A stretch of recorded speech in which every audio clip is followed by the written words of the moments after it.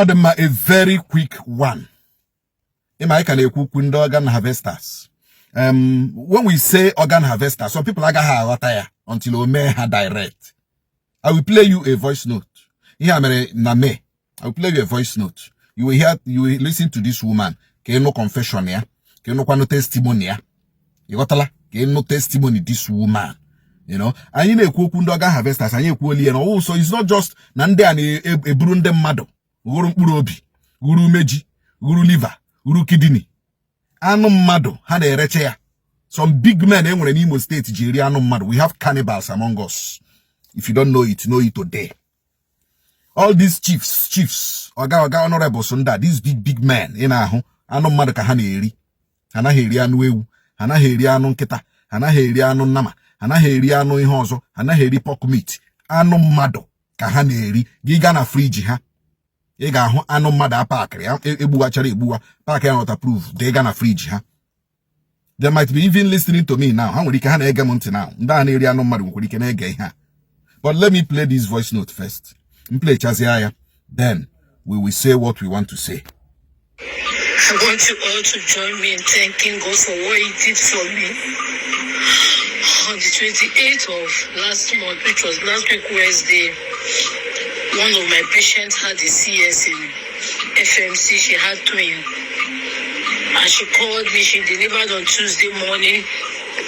And on Wednesday morning, she called me that one of the babies suddenly started breathing somehow. They had to rush her into ICU.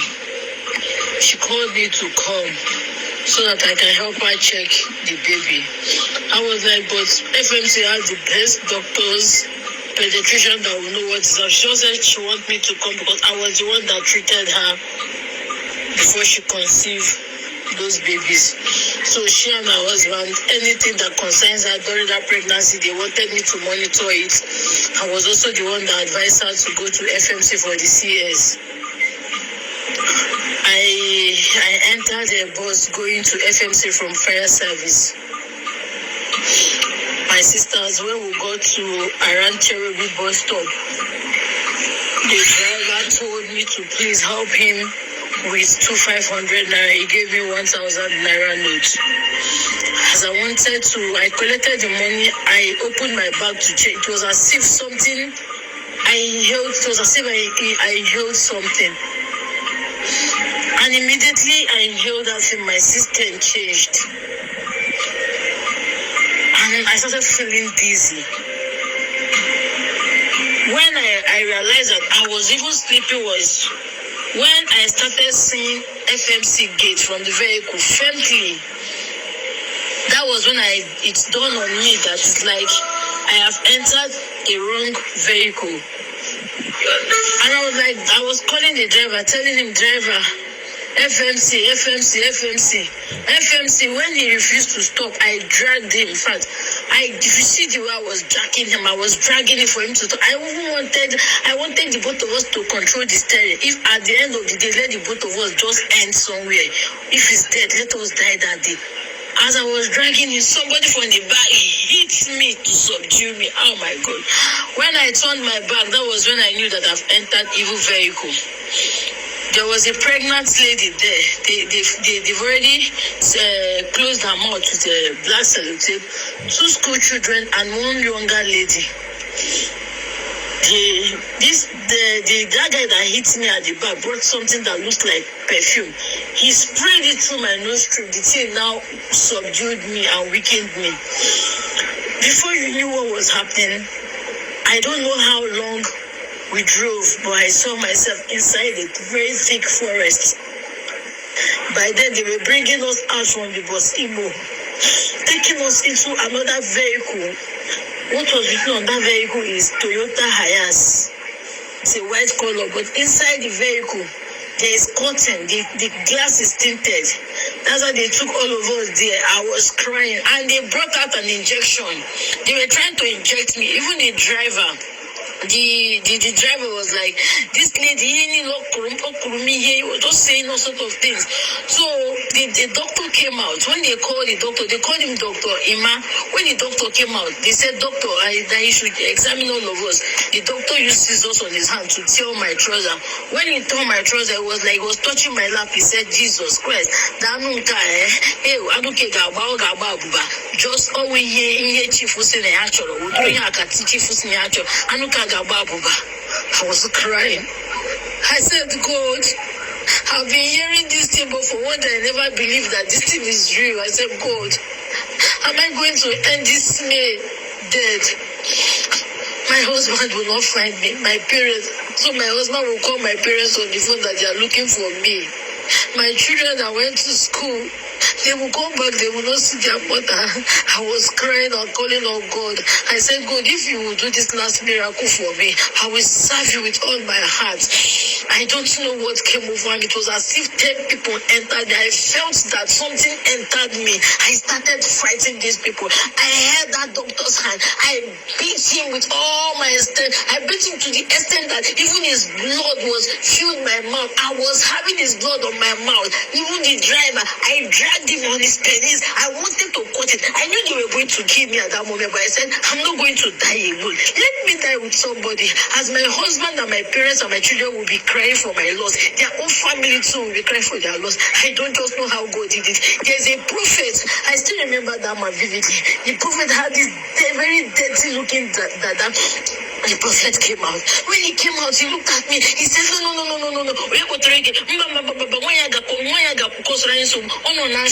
And my period was supposed to be on the 2nd of June, but I don't know how God did it. My period started coming out at 28th. There, I don't know how God did it. I don't know how God did it for me. When the prophet said they should throw this woman away, they should collect all my money, these people were beating me. They beat me to the extent that I thought I was even going to die. They brought out a cutlass. When I saw the cutlass, I thought they were going to cut my head with the cutlass. But they flogged me, they injured me. And before you went, the doctor said, no, if we continue, the doctor said, no, that my body is very, very good. The prophet said, no, they should throw this woman away. She's going to cause problem for us. You should throw her away. She's going to cause problem for us. That was how they took me back into the Bosimo and they dropped me somewhere. I don't know where they dropped me. I was crawling. Look, because where they dropped me is a farmland. I was crawling, screaming, calling on people. I don't just know how long I crawled down to the road. When I started hearing people's voice, I was shouting, help me, help me, help me, until one lady holding a money point POS. The lady was the one that saw me. She started shouting. She called one man. They came, Bosimo people. I asked them, please, where is this? They said, this Mo Ruby. I said, Mo Ruby. I don't know where is Mo Ruby. They asked me where I came from. I said, they said, okay, that they will drop me at Igbada, something Igbada, Richard's Market. That was how they helped me down to that Igbada. They dropped me at the bus stop there. Thank God these people did not collect my phone. They collected all the money, but I don't know, they left my phone for me. Maybe they left that phone for me so that my family will be able to reach me, but they off the phone. The man that rescued me on my phone, I told him to call my husband. That was how he called my husband and started calling people, some of my contacts. That was how my husband and my neighbors, they came to pick me up from that side and took me to the hospital. Since last week, I've not been myself. I've been on treatment because they really injured me. They really beat me. But just today, I have the strength to share my testimony with you people. Everybody be careful. Owerri is no longer safe for anybody. Owerri is no longer safe for us. Let's be careful. What God did for me, I don't know how to thank Him enough. I want people to join me to thank God that they did not call you people. They are looking for me, or that they saw my headless body, or that they've taken away all my organ. I'm alive in the land of the living. Though I'm still very down, but I just want to thank God. You guys should join me to thank God.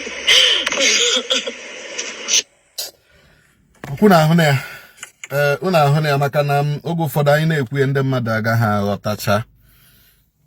Nke a ozi na nwa orubi ka drọpụrụ the woman. Ndị bi na Nworu Ubi, jirinu brain unu chekie any thick forest within Nworu Ubi. Ndị bi na Nworu Ubi, jirinu brain unu chekie any thick forest within this Nworu Ubi axis. Then down to side Y Junction, okwa? Ebe Umeze Junction. Jirinu obi unu chekie thick forest enwere within this area na Nworu Ubi. Obodo ajọọla njọ. These people are no longer collecting liver, kidney, and the heart. They are eating flesh. They are cannibals. These big men, because all poor man. Iri anụ mmadụ ahụhụ poor man. On the big men unda na iri anụ mmadụ. On the big men unda na iri anụ mmadụ. Chineke ga-akpọ gị ọkụ. Wanda aga iri anụ nke gị. Ọkwa gị big man. Wanda aga iri anụ nke gị. Ị ga-agagide n'ụzọ one day gị disappear eri anụ gị. And all mmadụ ga-eri anụ gị, udele ga-eri anụ gị. I'm promising you as nwafọ were nwụ. Nwafọ Mbitolu nwụ. Nwafọ Imo State nwụ. Nwafọ Igbo nwụ. I'm promising you, gị onye na-eri anụ mmadụ, udele ga-eri anụ gị. Ị ga-agbaga n'ụzọ one day fuo. Udele eri anụ gị. Jishike na-eri anụ mmadụ. Jishike na-eri anụ mmadụ. Onye ọbụla riri anụ mmadụ, a ga-eri nke ya. O message m chọrọ drop unu now. Then be very careful. O nwere ihe ha na-agba ndị mmadụ, perfume ha na-agba ndị mmadụ. Ekwuole m ya kwuchie ya ike. I have been the only voice exposing these people in Imo State. And Chukwu Okike Abiama has been giving me the protection I needed. Chukwu Okike Abiama has been giving me the protection I needed. Because I know, Obi Adronde organ harvesters mma. Obi Adronde cannibals, flesh eaters ndamma. Mandi ebu anụ mmadụ na-enye ndị hotel, na-enye ndị restaurant, ha na-ereshi ndị mmadụ anụ mmadụ. Hotel ahụ ndị customers nwere ndị ga-abịa na ha mara na anụ mmadụ ka ha na-eri. Restaurant ọ ga-ama ihe anya ha enye sign, ama na anụ mmadụ ka a ga-etinyere onye a n'ofe, tinyere ya na rice. Ihe awụ an organized crime perpetrated by big men, even politicians in Imo State. But I promise you one thing. Chineke ga-akpọ gị ọkụ.